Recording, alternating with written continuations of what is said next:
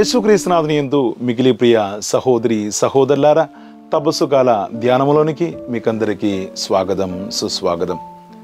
నిన్న మనం ఇశ్రాయేలీయుల యొక్క రెండవ బానిసత్వంలోనికి అనగా బాబిలోనియా బానిసత్వంలోనికి వెళ్ళడానికి ఉన్నటువంటి 3 కారణాలను గురించి మనం చర్చించాం. ఈరోజు మనం మిగతా 4 కారణాలను మనం గురించి చర్చిస్తూ మన యొక్క జీవితాన్ని ఆత్మపరిశోధన చేసుకుంటూ మన యొక్క కుటుంబము, మన యొక్క వ్యక్తిగత జీవితం ఈ విధంగా ఉండిపోవడానికి దీనిలో ఏదైనా మనలో ఉన్నదా లేదా అని, లేక మనం చేసి ఉన్నామా లేదా అని తెలుసుకొని దేవునితో ప్రాధేయపడుతూ ప్రాశ్చితపడుతూ దేవుని మనం క్షమాపణ వేడుకుంటాం. 4వదిగా ఇశ్రాయేలీయులు చేసినటువంటి తప్పు ఏంటిదంటే వారు దేవుని యొక్క వాక్యాన్ని నిర్లక్ష్యం చేశారు. ప్రవక్తల ద్వారా వాళ్ళకు తెలియపరిచినటువంటి మోషే ప్రవక్త ద్వారా వారికి ఇచ్చినటువంటి దేవుని యొక్క వాక్యాన్ని వాళ్ళు నిర్లక్ష్యం చేశారు. ప్రియమైన సహోదరులారా, నేను ఒక మాట మిమ్మల్ని అడుగుతాను. ఈ తపస్సు కాలంలో మనం ఎంతవరకు, మనం ఇన్ని సంవత్సరాలుగా మనం జీవిస్తూనే ఉన్నాము. 40, 45 నుంచి 46, 70, 80 మనకు దేవుడు ఎన్ని సంవత్సరాల నుంచి మనం ఈ లోకంలో మనం జీవిస్తున్నాం. కానీ ఒక్కసారి అయినా మన యొక్క పవిత్ర గ్రంథాన్ని చదువుకోవడానికి మనం సిద్ధమయ్యామా, మనం సమయాన్ని కేటాయించినామా లేదా అని మనం ఒకసారి ఆత్మపరిశోధన చేసుకుందాం.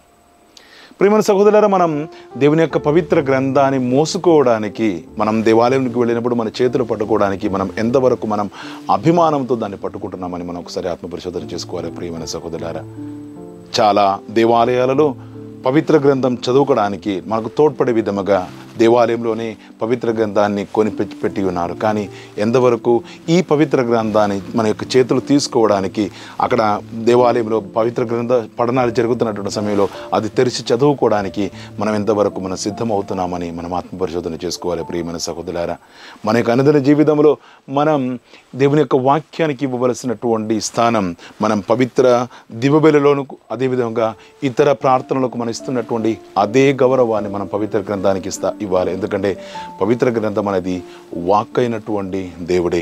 కావున పవిత్ర గ్రంథానికి ఇవ్వవలసినటువంటి స్థానాన్ని, గౌరవాన్ని ఇస్తూ మనం జీవిస్తాం.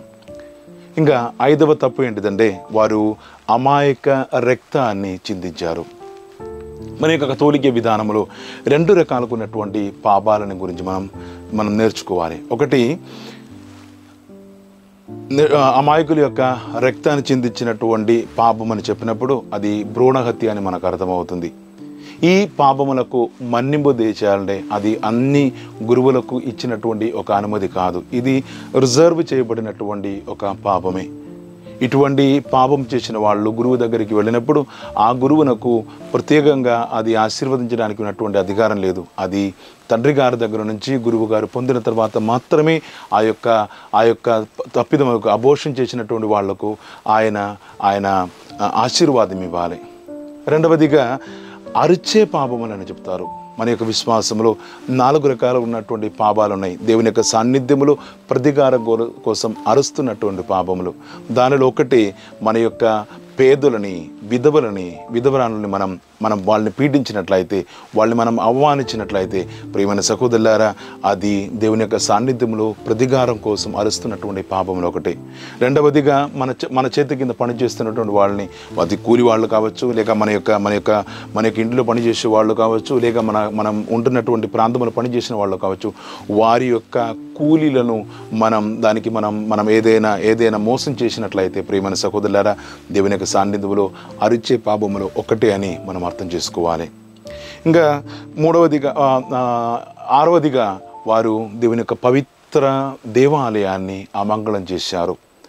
మనం సాధారణంగా దేవుని యొక్క ఆలయాన్ని శుద్ధీకరించడానికి వెళతాం. శనివారం రోజున మనం దేవాలయాన్ని ఉడవడానికి మనం వెళతాం. కానీ మనం ఏ విధంగా అమంగళం చేస్తున్నాము, అపవిత్రంగా మనం చేస్తున్నాము. ప్రియమైన సహోదరులారా, దేవుని యొక్క ఆలయాన్ని మన యొక్క స్వార్థం కోసం, మనలో ఉన్నటువంటి స్పర్ధని పెంచుకోవడానికి మనం వాడుకున్నట్లయితే, దేవుని యొక్క ఆలయం కానీ, దేవుని యొక్క ఆలయ విధులను కానీ, దేవుని యొక్క ఆలయంలో ఉన్నటువంటి మీటింగులు కానీ, మన యొక్క సంఘ కూడిక కానీ, మన యొక్క కోపాన్ని, మనలో ఉన్నటువంటి మన యొక్క స్వేచ్ఛ కోసం మనం వాడినట్లయితే, ప్రియమైన సహోదరులారా, మనం దేవుని యొక్క ఆలయాన్ని అమంగళం చేస్తున్నటువంటి వ్యక్తులుగా మనం మారుతూనే ఉన్నాము. ఇంకా చివరికి వారు దేవుని యొక్క సాబత్తుని ఉల్లంఘించినట్టు మనం చూస్తూనే ఉన్నాము. మోషే ప్రవక్త వారిని ఇశ్రాయేలుని వారు కానాను దేశం నన్ను అడుగు పెట్టక మునుపు చెప్పినటువంటి మాటలు ఒకటే, మీరు దేవునిని మాత్రం మరిచిపోకూడదు, దేవుని యొక్క సాబత్తుని మాత్రం మరిచిపోకూడదని. 6 సంవత్సరాలు వాళ్ళు కష్టపడాలి, 7వ సంవత్సరం వాళ్ళకు భూమిని వదిలిపెట్టాలి. అక్కడ పరదేశీయులు పేదవాళ్ళు దాన్ని వాడుకున్నారు. కావున వాళ్ళకు 6వ సంవత్సరానికి 7వ సంవత్సరానికి 8వ సంవత్సరానికి కావలసినటువంటి సంపదని దేవుడు ఒసుగుతారని వాళ్ళకు మాట ఇచ్చారు. అదేవిధంగా దేవుడు ఇస్తూనుండే. కానీ కొన్ని రోజులు గడిపిన తర్వాత వాళ్ళు కానాను దేశంలో అడుగు పెట్టిన తర్వాత కొద్దిగా వారి యొక్క ఆలోచనలో మార్పు వచ్చింది. వాళ్ళు ఎందుకు 7వ సంవత్సరం వాళ్ళు వట్టిగానే వారి యొక్క భూమిని వట్టిగా ఉంచాలని వాళ్ళు ఆలోచించారు. వాళ్ళు మెల్లగా వారి యొక్క దేవుని యొక్క సాబతుని కూడా ఉల్లంఘించారు. దేవునితో పాటు విశ్రాంతిలో ఉండవలసినటువంటి, దేవుని యొక్క మహిమపరచవలసినటువంటి, దేవుని ఆరాధించవలసినటువంటి, దేవుని యొక్క వాక్యాన్ని పఠిస్తూ దేవుని యొక్క వాక్యాన్ని ధ్యానించవలసినటువంటి దినాన్ని వారి యొక్క ఇష్టానుసారం వారు వాడుకోవడం మొదలుపెట్టారు. దేవుడు లెక్క పెట్టినప్పుడు దాదాపు 70 సంవత్సరాలు 70 సార్లు వాళ్ళు దేవుని యొక్క సాబతుని ఉల్లంఘించినట్లు మనం చూస్తూనే ఉన్నాము. తత్ఫలితముగా 70 సంవత్సరాలు దేవుడు వారిని బాబిలోనియా బానిసలుగా పంపిస్తున్నారు. ప్రియమైన సహోదరులారా, ఈ విధంగా మనం పరిశీలించినట్లయితే దేవుడు మన యొక్క జీవితాన్ని ఎన్ని సంవత్సరాలుగా బానిసలుగా ఉంచుతారు. మనం ఎన్నిసార్లు మన యొక్క చిన్న విషయాల కోసం మనం దేవుని యొక్క పవిత్ర దినాన్ని అనగా ఆదివారాన్ని మనం నిర్లక్ష్యం చేశారు. మన యొక్క స్వార్థం కోసం, లేక ఇంటిలో ఏదో చిన్న కార్యక్రమం ఉందని, లేక ఇంట్లో చుట్టాలు వచ్చిందని చెప్పేసి మనం ఎన్నో రోజులు దేవుని యొక్క పవిత్ర దినాన్ని ఆచరించకుండా, దేవునికి ఇవ్వవలసినటువంటి గౌరవాన్ని ఇవ్వకుండా మనం జీవించి ఉన్నాము. ఈ విధంగా చూసినట్లయితే దేవుడు మన యొక్క జీవితాన్ని ఏ విధంగా శిక్షిస్తారు అని మనం ఆత్మపరిశోధన చేసుకోవాలి. ప్రియమైన సహోదరులారా, ఆదివారంలోనూ అప్పు పండుగ దినములలో నిండు పూజలు పాల్గొనాలని కూడా దేవుడు మనకి ఇచ్చినప్పుడు, శ్రీసభ కట్టడున్నటువంటి సమయంలో కూడా మనం నిండు పూజలు పాల్గొనడానికి, ఆ దినాన్ని పవిత్రంగా ఉంచుకోవడానికి మనం ఎంతవరకు మన ఉత్సాహంతో మనం వస్తున్నాము అని కూడా మనం ఆత్మపరిశోధన చేసుకోవాలి.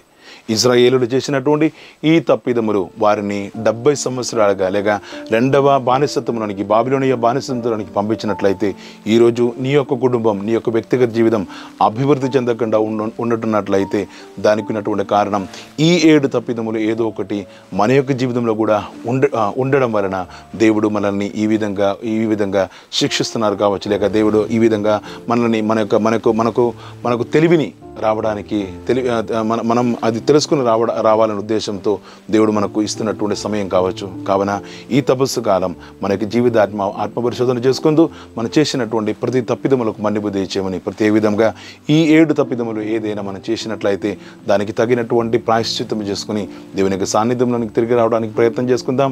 దేవుడు మనందరినీ ధారాళముగా దీవించును గాక, ఇప్పుడును ఎప్పుడును ఎల్లప్పుడును. ఆమేన్.